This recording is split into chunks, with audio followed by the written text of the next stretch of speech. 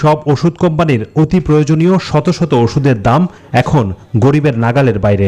সাধারণ মানুষ মনে করেন আগে ভাত মাছ না খেয়ে মরতো, এখন ওষুধ না খেয়ে মরবো। মেডিসিনের উপরে ব্যাট ট্যাক্সটা একটু কমায় দেখ, যাতে সাধারণ মানুষ, গরিব মানুষ যাতে কিনে খাইতে পারে। ডলারের দাম বৃদ্ধির প্রভাবে এমনিতেই ঊর্ধ্বমুখী ওষুধের বাজার, তার উপর বিক্রয় পর্যায়ে ভ্যাট বৃদ্ধির সিদ্ধান্তে আরেক দফা দাম বাড়বে ঔষধের। ঔষধ শিল্প মালিকরা বলছেন, উৎপাদন ব্যয় বৃদ্ধিতে চাপে থাকা এই শিল্পে নতুন ধাক্কা হতে যাচ্ছে ভ্যাট বৃদ্ধির এই সিদ্ধান্ত। এতে নিম্ন আয়ের মানুষের চিকিৎসা সেবা ব্যাহত হওয়ার আশঙ্কা করছেন অর্থনীতিবিদরা।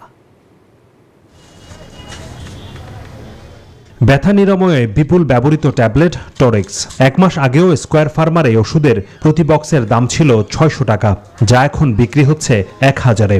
একই কোম্পানির উচ্চ রক্তচাপ নিয়ন্ত্রণের ওষুধ রসুভা 5-এর দাম বেড়েছে প্রতি পাতায় 20 টাকা।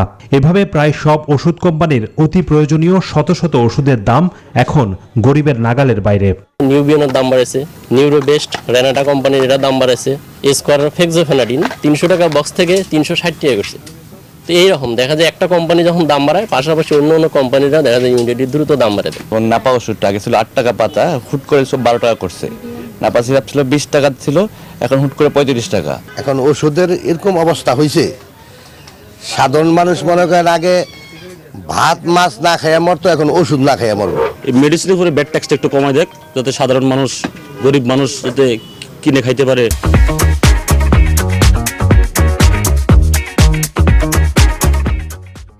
ওষুধ শিল্প মালিকরা বলছেন, গত 1.5 বছরে টাকার বিপরীতে ডলারের দাম বেড়েছে 40%। এর ফলে কাঁচামাল আমদানিতে বেড়েছে ব্যয়, যার প্রভাব পড়েছে ওষুধের দামে। প্রায় 90% কাঁচামাল বিদেশ থেকে আমদানি করে নিয়ে আসতে হয়। আমরা যে কাঁচামালটা নিয়ে আসতাম $1 বিপরীতে 83, 84, 85, 86 টাকা ছিল, সেটা এখন এসে অনেক বৃদ্ধি পেয়েছে। এমন পরিস্থিতিতে ওষুধের বিক্রয় পর্যায়ে আবারও ভ্যাট বৃদ্ধির সিদ্ধান্ত নিয়েছে জাতীয় রাজস্ব বোর্ড। 2.4% থেকে বাড়িয়ে করা হয়েছে 3%। এতে ওষুধের দাম বাড়বে আরেক দফা। ব্যবসা পরিচালনার যে ব্যয় এবং তার উৎপাদন খরচ এবং এর সাথে আনুষঙ্গিক যেগুলো আছে, এগুলো সবগুলোই কিন্তু আপনার উৎপাদনের উপর যে পড়েছে। প্রাইমারি প্রোডাক্টসের উপরে ভ্যাট থাকার কথা না, মানে এই অসময়ে যেখানে মূল্যস্ফীতিটা এখনো কমানো যাচ্ছে না, সেখানে যদি এটা করা হয় দামের উপরে একটু পড়বে।